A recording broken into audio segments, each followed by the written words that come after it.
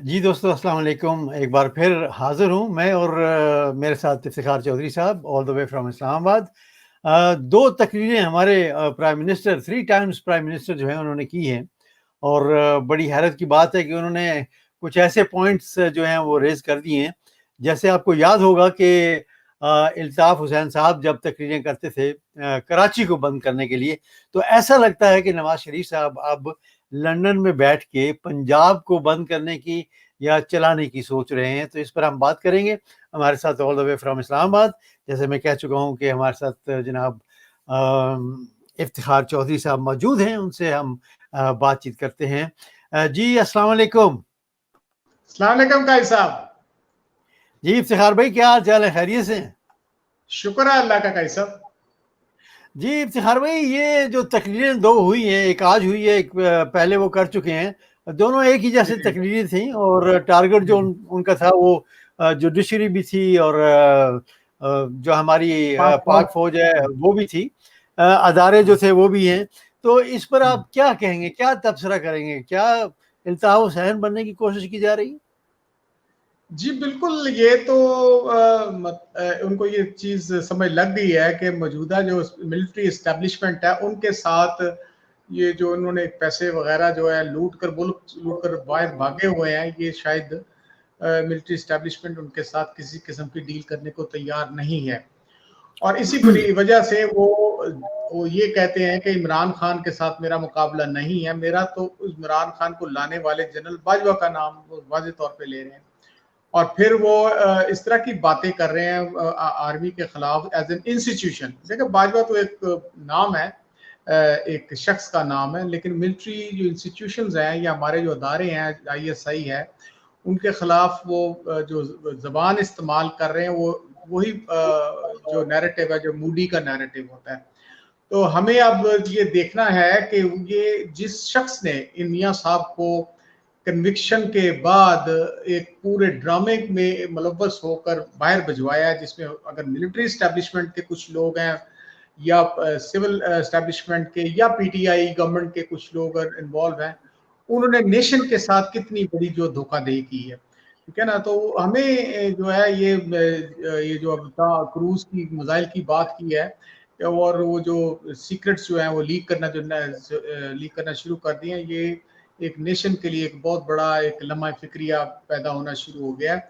और हमें आर्मी को ये देखना चाहिए और दूसरे जो मिलिट्री इस्टेब्लिशमेंट के अलावा जो हमारे प्राइम मिनिस्टर हैं या प्रेसिडेंट ऑफ पाकिस्तान है, जो सुप्रीम कमांडर हैं आर्म फोर्सेस के, तो उन सबको ये मिल बैठकर देखना चाहिए कि ये 1923 सीक्रेट एक्ट और उसके अलावा जो वजीर आजम का जो हल्फ होता है उसकी कितनी बड़ी वो बेहुरमती कर रहे हैं। और क्या ऐसा शख्स कल को ये कहना शुरू कर दे कि भाई जो पाकिस्तान के अंदर जो एटम बम जहाँ पे पड़ा हुआ है, जो हमारे न्यूक्लियर इंस्टॉलेशन है, यहाँ पर जो है मुस्लिम लीग नून और आपके जनाब नवाज शरीफ ने ये जगह पे फला फला जो शहर है, फला फला जो डेंस हैं उसके जो बनाए हैं, या बलूचिस्तान में है या जहाँ भी है, वो अगर बताना शुरू कर देगा तो आप मुझे बताएं पाकिस्तान की नेशनल सिक्योरिटी किस तरह कॉम्प्रोमाइज नहीं होगी। तो ये सही है, एक बिल्कुल बहुत सही। बड़ा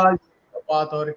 और ये इतनी बड़ी बात हमें सोचनी पड़ जाएगी कि ये तो बात वो टीवी पे कर रहा है ना, और या दूसरी जगहों पे, ये वहां पे जो पाकिस्तान के मुखालिफ दुश्मन जो बैठे हुए हैं, मुखालिफ एम्बेसीज बैठे हुए, इंडियन एम्बेसी वहां पे है, इसराइल की एम्बेसी वहां पे है, अमेरिकन एम्बेसी वहां पे, हॉस्टाइल इंटेलिजेंस एजेंसीज वहां पे बैठी हुई हैं, और वो जो क्या इनके साथ क्या मीटिंग करना उनके लिए कोई मुश्किल है।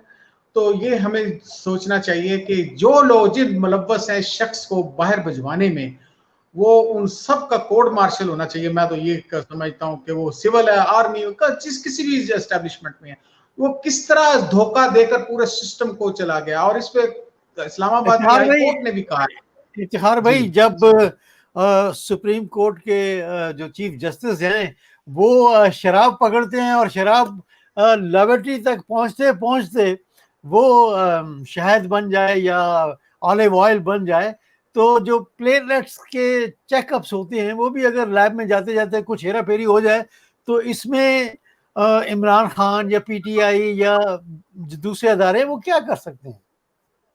देखें अदलिया भी उसी तरह ही इन्वॉल्व है ना। आप देखें ये अदलिया जो जब उनसे कहा गया कि जनाब 7-8 अरब रुपए का ये इन्होंने लूटा हुआ है, तो जो वो उसकी कोई गारंटी देकर चले जाए, वो अदलिया ने कहा कि जो 50 रुपए में वो उसको दे दें, वो जो स्टाम्प पेपर पे दे दें। और फिर अदलिया ही पूछ रही थी जनाब अगर ये कल को मर गया क्या इसकी जिम्मेदारी लेंगे आप?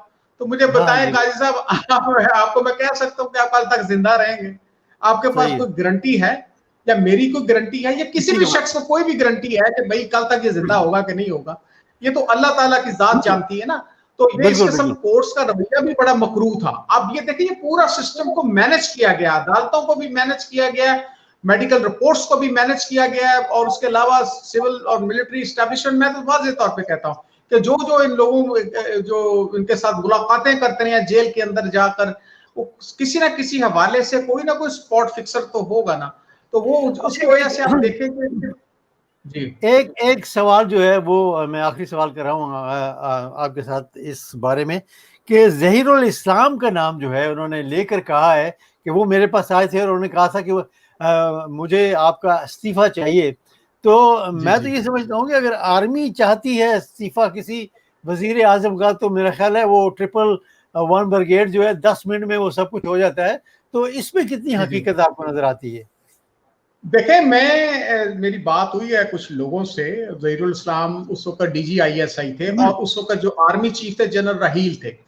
अब ये मियां साहब ने उनको कहा था आर्मी चीफ को कि भाई इन दोनों का सुलह करवा दो मेरी इनके साथ। और फिर ये कादरी साहब, तारुल कादरी और इमरान खान आर्मी चीफ के पास मिलने गए थे GHQ, वहां पे चाय पी और खाना शाना खाया वहां पे।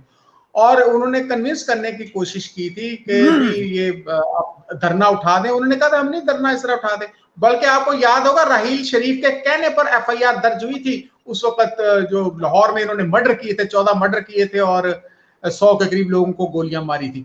आर्मी चीफ जो होता है वो बॉस है एक तरह का DGISI का। ज़हीरुल इस्लाम साहब अंडर थे आर्मी चीफ के। अगर आर्मी चीफ को सुलह की निगोशिएशन कर रहा है, तो मुझे आप ये बताएं कि उसका जूनियर जो है वो किस तरह जो है वो उसको धमकी दे सकता है कि तुम इस्तीफा दे दो, ठीक है, वरना तुम्हारा हाल बुरा होगा। तो मैं इस चीज को बिल्कुल तस्लीम नहीं करता, क्योंकि आर्मी के जो लोग होते हैं उनकी जो ट्रेनिंग नहीं होती कि वो आकर इसका क्लैरिफिकेशन दें। ज़हीरुल इस्लाम साहब ने भी कोई इस तरह की बात नहीं की, ना उन्होंने बात की। आज जरूर हुआ है कि इमरान खान से यही क्वेश्चन किया गया कि जनाब आप ये बताएं कि अगर आज DGISI आपके पास आता, और इस हालत में, जिस हालत में अब वो ये क्योंकि डिमांड कर रहे हैं ना इस्तीफा अपोजिशन वाले, तो वो आकर आपसे डिमांड करता भी बहुत प्रेशर, आप इस्तीफा दे देंगे तो ये हो जाएगा, तो आपका क्या ख्याल है? उन्होंने कहा जी मैं उसी वक्त DGISI को सैक कर दूंगा। ठीक है ना, इमरान खान को नदीम मलिक के प्रोग्राम में हुआ है। दूसरी बात उन्होंने की थी कि अगर कारगिल में जंग जिस तरह हो रही थी और मुशर्रफ ने नवाज शरीफ को नहीं बुलाया, जिस तरह के कहा जाता है, बताया नहीं उसको कि, तो अगर वो जंग शुरू कर देता कारगिल में प्राइम मिनिस्टर को बताए बगैर, तो आपका क्या रवैया होता? तो कहते मैं उसी वक्त आर्मी चीफ को जो है वो सैक कर देता, क्योंकि देखें वो हमारे अंडर कमांड काम कर रहा है।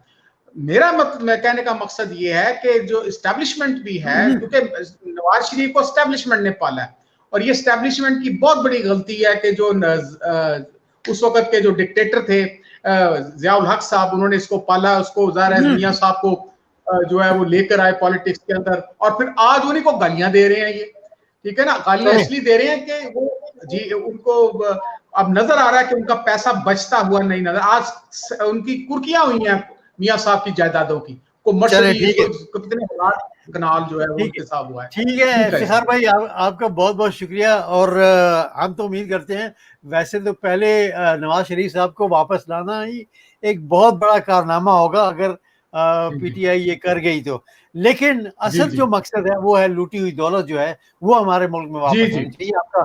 आपका बहुत बहुत शुक्रिया, thank you very much. You are welcome sir. जी, यही था आज का पैगाम, और उम्मीद करते हैं कि हमारा मुल्क जो है वो कुछ तरक्की करे। ऐसे सियासतदान जो बाहर बैठकर अपने मुल्क को बदनाम करते हैं, मुल्क के अदारों को बदनाम करते हैं, तो उनके, मैं तो ये समझता हूँ कि उनको तो मीडिया जो है वो कवरेज भी नहीं मिलनी चाहिए। अगली वीडियो तक मुझे इजाज़त दीजिएगा, अपना बहुत सारा ख्याल रखिएगा, और हाँ सब्सक्राइब करें और लाइक भी करें, और कमेंट्स जो हैं वो आप ज़रूर दीजिएगा। अल्लाह हाफिज़।